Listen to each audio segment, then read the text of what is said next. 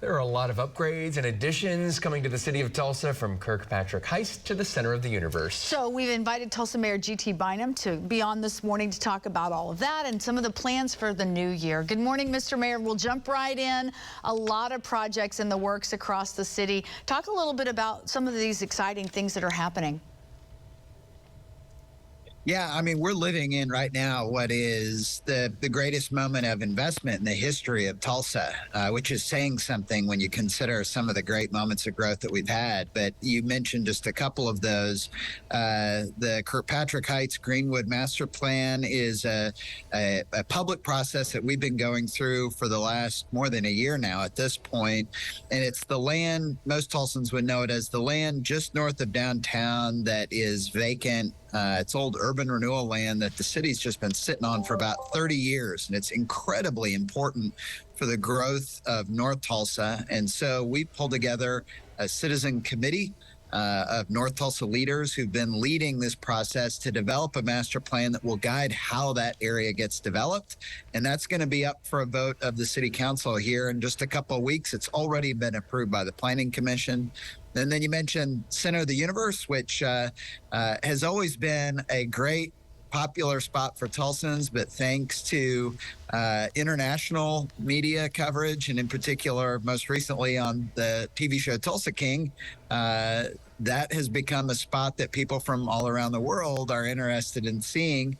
And it's, at a basic level, it's a city bridge. And we are going through a public process right now, talking with interested citizens in how we can revitalize that bridge, because it's in need of some maintenance and repair. And we want to do that while keeping what's special about it in place. So there is a tremendous amount underway. That's just two different projects, but I could name you, if we had time, a couple dozen that we've got underway in Tulsa right now.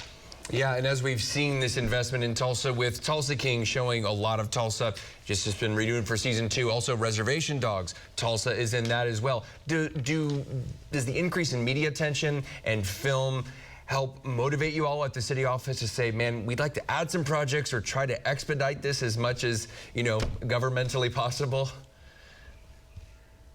Well, the motivation for me is that I got 2 years left as mayor, so every day I come in and tell our team, we've got to get this stuff done ASAP. We have a great sense of urgency here at the city to get as much done over the next 2 years as we can. I think the cool thing, and I've had this, gotten this feedback from visiting with film location experts. These are the people that go out to places and decide where TV shows and movies are going to get made. And Lieutenant Governor Pinnell and I met with them just a couple of years ago, before you started seeing all these things pop up covering Tulsa. And what we heard from them was just they were blown away by the diversity of architecture here, the diversity of settings that are available for film here, and that Tulsa and Oklahoma are very business-friendly places with friendly citizens where it's great for them to be able to work. So it's cool to know that all those ingredients are in place. And now, thanks to things like, Martin Scorsese coming here for Killers of the Flower Moon, for Tulsa King, for Reservation Dogs, and for so many others, it's putting Tulsa and Northeast Oklahoma on this map for film in a way that it really hasn't been in a long time. And so it's exciting to see our city, some of the best parts of it highlighted. Some of the geography is a little questionable in some of these shows, but only those of us who live here know that. Exactly. Right. We have about a minute left. I just want you to kind of give us a sneak peek to what you're anticipating for 2023. Oh, gosh. I mean, there's so much that we want to get done in the year ahead.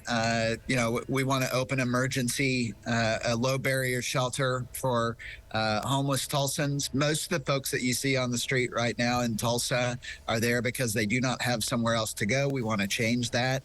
We have launched a $500 million housing challenge in Tulsa that we want to get more housing built in our city.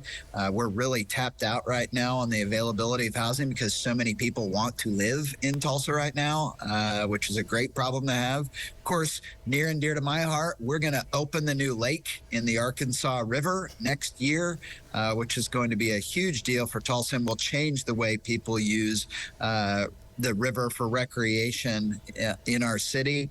And so there are so many things that we're focused on changing. And of course, we'll have a general obligation bond that the council and I will put before the voters in the coming year that we hope will help us shore up some of our real maintenance needs that we have on city facilities and the need to replace fire trucks that are sorely overdue for replacement. So a lot ahead in 2023. We're going to be sprinting through the whole year.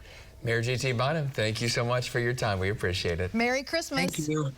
You too. Merry Christmas.